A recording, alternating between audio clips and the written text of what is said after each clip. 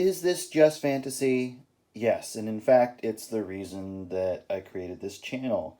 So, I am a comic creator myself, and today, rather than going over somebody else's comic, because it's the season of getting stuff, let's say, buying stuff, maybe for other people, maybe for yourself. I wanted to talk about my comic Side Questers, and even specifically issue 1. So I have the original cover here for issue 1, and then I have my new cover for issue 1 here, and then I also have the first 8 issues collected right here in my volume 1. So I'm just gonna kind of run through this first issue just to kind of introduce everybody to this comic. It's something that I've poured a lot of time and energy and love into, and I'm excited to share it with everybody. So let's go ahead and get into it. But before I take this away, I have to, of course, point out I have a map. See, so it's it's got places and a dragon and mountains and everything. So yeah, I have a map. So I have 2 covers here for issue 1, mostly because I originally had an idea to do kind of a monochromatic but also sort of silhouette cutout style for all my covers, just to have that as a unifying theme.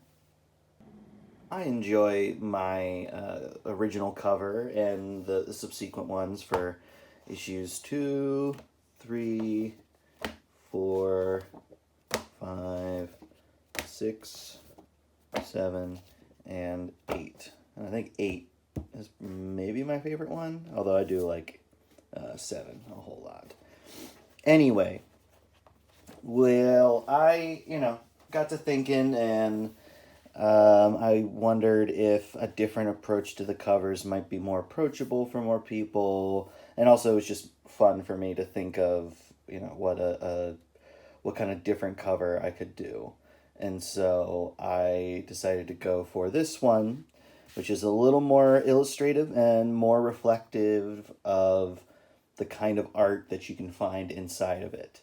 And I like, both of these are depicting scenes from this issue. But I just picked this one because I feel like if it's introducing the first part of a fantasy story, you can't go wrong with including like this dragony looking dude, and somebody fighting them. And by the way, that somebody is my main character. But enough about the cover. Let's get into the book itself. Chapter 1, Fetch Me the Lizard Man. I still like that. I think it's funny. So we open on a scene at night, with an aurora in the sky and a single soldier on guard of what you will come to find out is a mage vault.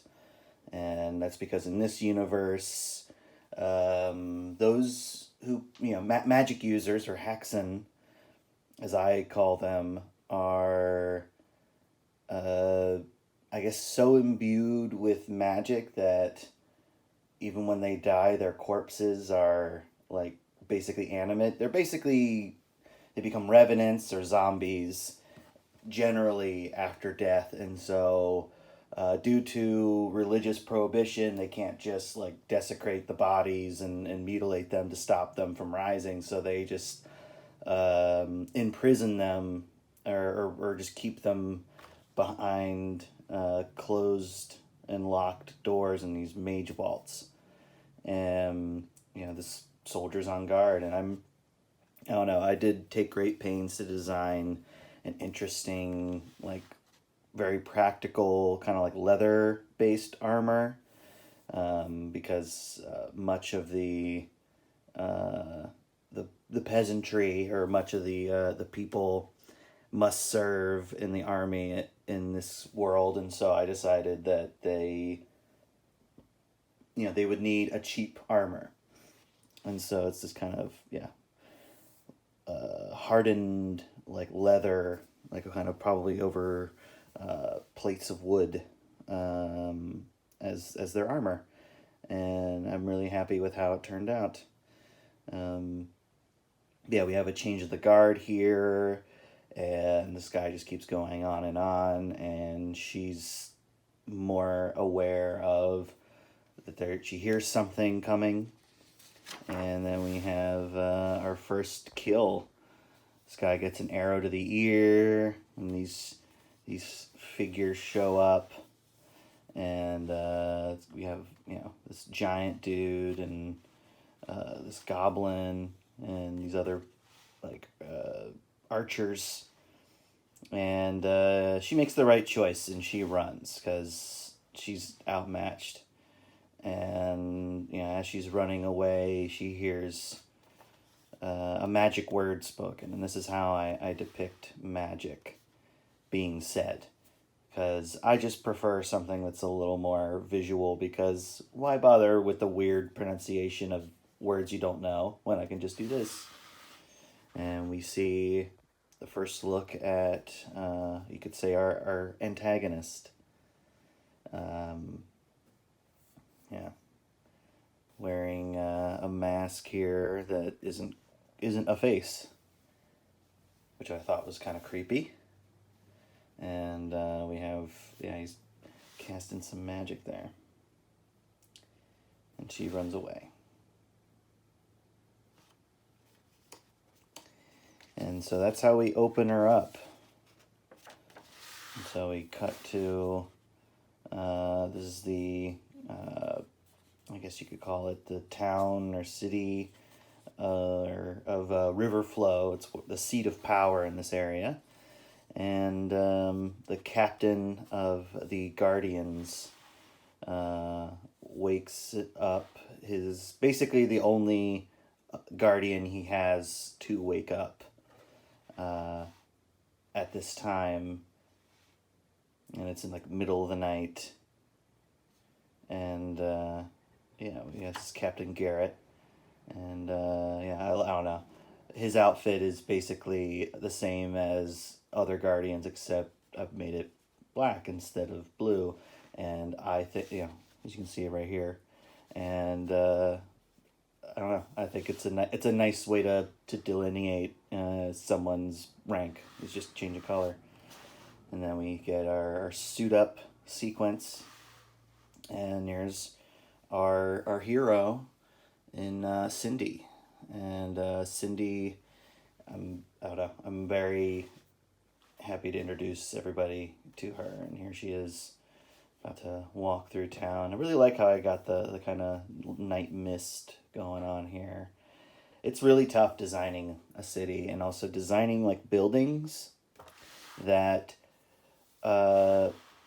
feel distinct and also like feel like they're made by human hands, and also like when you come up with like, this is where a guardian, or like basically a warrior for hire, or for request, like lives in like a barracks with others. It's like, all right, well, I gotta put like beds in there, I gotta put places where they can put their weapons. I gotta here's where she eats, or they eat, put windows in there, and and also just a consistent design from like inside to outside. It's tough, but it's also part of the fun of creating your own world, at least as far as I'm concerned. So she's making her way, and she's assuming that basically the steward, not the king, but the steward is hungry for something in the middle of the night, and that's what she's being asked to do. And I don't know if it's easy to see these little glyphs here, but that is the writing language for this world, and any writing you see in universe is going to be that. And it's actual words. I definitely created like at least a new alphabet to use. Yeah. And if I also drew these little drawings to kind of represent different kinds of animals that she potentially is going to have to go fetch for him. Also designing like an interesting looking castle. It's like sort of a fortress. It also has like water flowing through, like underneath it. It's like 2 rivers flowing through it, and I don't know, I like that design. More of my soldiers. And here we have characters that will feature prominently later on, which are the gods that these people believe in, and just trying to come up with imagery that is, kind of classical yet still distinct. This one, Yig, is the most important to my main character. And we have our throne room, and here's the soldier, and then comes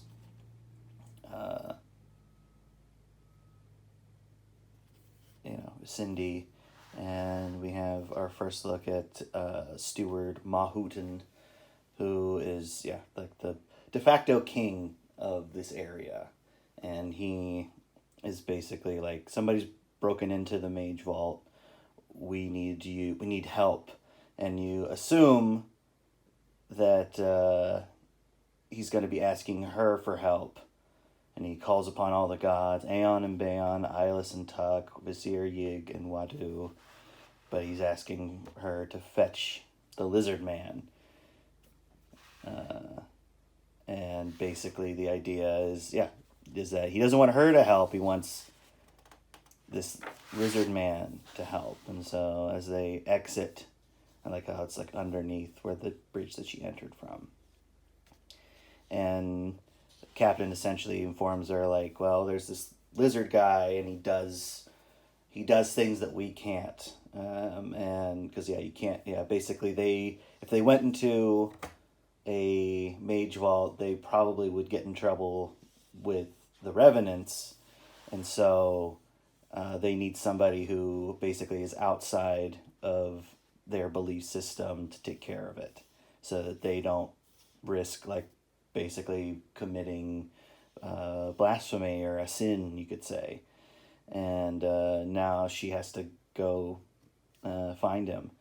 And she also informs him that her outfit is on backwards, which is why she didn't have the stars and stuff on the front. So here she's praying to a statue of Yig for help on her quest. Because, the idea with Guardians is that they have to fulfill any request made of them. That's their kind of job. And so they're meant to take the place of mercenaries, especially among, like, common people, so that they can, fulfill those tasks that mercenaries and such would do. And so it's anything. So it can be menial tasks, it can be finding a criminal, or it could be plucking chickens. Like, it can be anything, collecting mushrooms. So as she's heading out to like the boathouse here, she witnesses these 2 guys abducting a man. And this is the scene from the cover,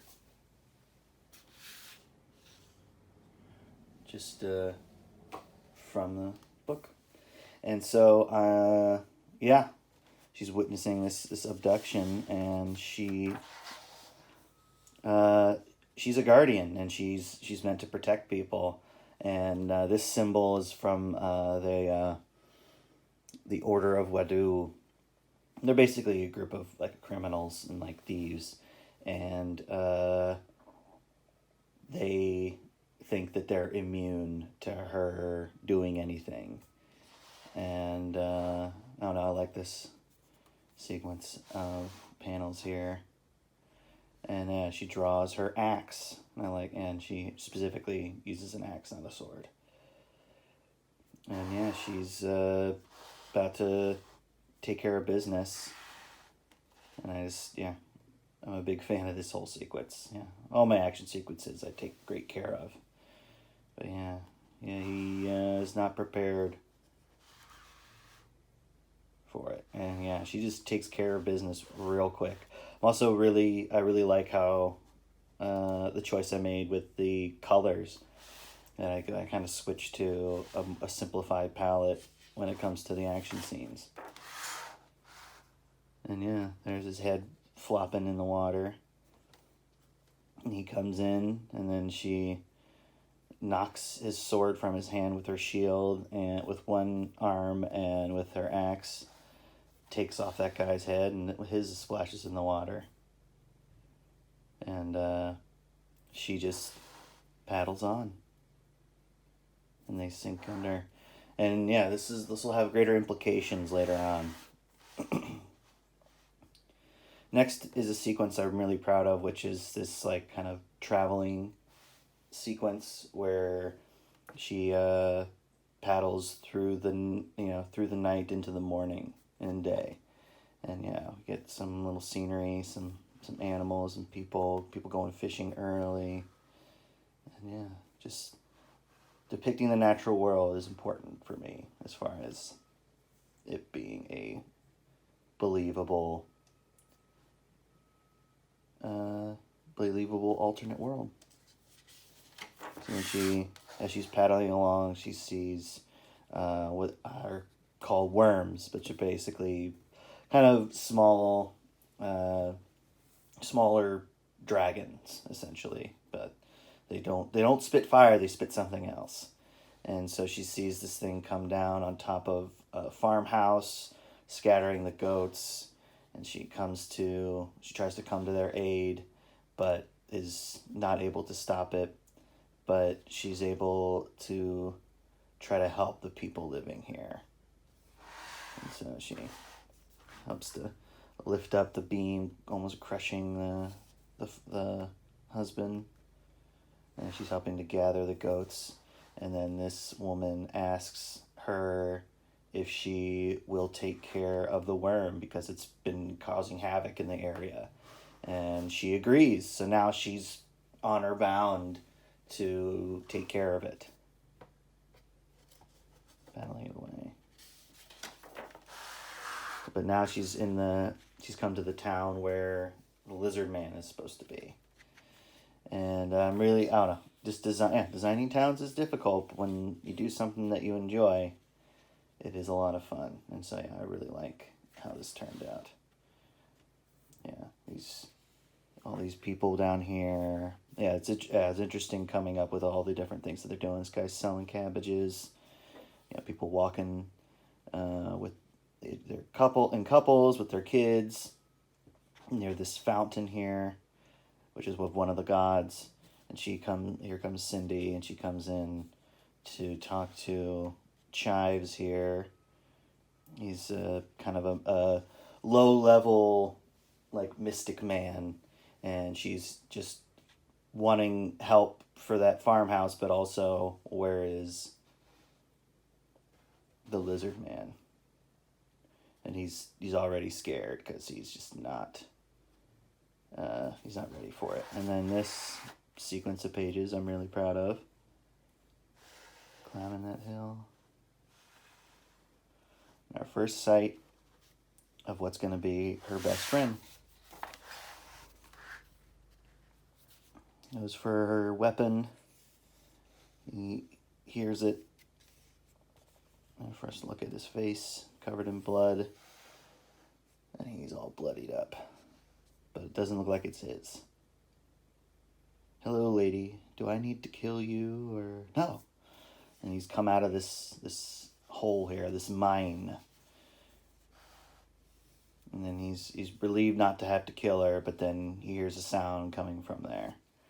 And I really like this as another action scene. So here we have basically a He-Man / Conan the Barbarian coming out of here. I did it specifically. It's an archetypal, barbarian brute that's in like lots of fantasy stories coming after my boy, and he just gets tripped like a dork, falls flat on his face, and then gets his head exploded. Yeah. Love it. And so then here he is basically searching through his kill and looting the body, which is a very, I don't know, RPG thing to do. And he even takes the sweet nuts this guy has. But basically she's asking him to take on the job. And he's like very nonchalant about what he's doing, and then like, does it pay? And when she says yes, he pulls that, bloody, gross, pulls it out of the bloody mess. And he's like, I'm in, and is intimidating as all shit. And they return to town, and she learns he got paid to take out all those guys. And, basically everybody's avoiding him because these things are scary to people. Here's that fountain again. And it's fun coming up with all these different people around. And then in comes that worm again. And is attacking people. And is going out. And he doesn't give a shit. But then he realizes that she's going after it.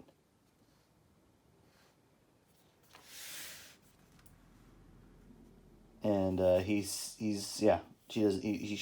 just eating out this fish stand, and she's trying to sneak up on it, and then he basically gets detention, and it sprays its like poisonous venom in his face. It's nasty black venom. It's like, think the Dilophosaurus from the Jurassic Park movie. And then she like hits it in the face with her shield, and she thinks he's dead, but he just like, snot rockets it out of his nose because he's fine. And she tries to fight this thing, and she's like hitting it with her shield. She's trying to go after it, but unfortunately, well, technically, I guess you could say this scene is the cover. But yeah, she's trying to fight this thing, and it whips her back into a fish stand, and then Yaren gets his attention, that's my friend's name here, Yaren. Goes, hello, and then busts its head open, breaking its jaw. And then, everybody's like, whoa, what the hell? And then, she's, winded and covered in fish. And here we see the mountains and the mage vault at the start. And here come those revenants. So that was issue 1 of Sidequesters. Preview of the issue 2 cover, the new cover, and that is that. I'm very proud of this. This is just issue 1. There are 7 other issues currently out. I have a couple more finished that I'm going to release soon, and there's also other stories involving these characters I have out on Global Comics. But if you're interested in getting this book or getting the whole first story, the first arc in one volume, you can visit my website and you can purchase them. And if you're nice, I might do a little remark in here. So thank you so much for enjoying Sidequesters issue 1. And if you like that and you are interested in more from this world and I would suggest checking out my Haxan short story collections. These are short stories set in the same universe that deal with various magic users in up to no good, up to some good, and they very interlock in different ways. And I have several volumes of them up for purchase, and then this one even stars my characters from SideQuesters. So there are 2 volumes of it collected. Third volume is almost finished. So with that, thanks again, and please, if you're interested, check out SideQuesters.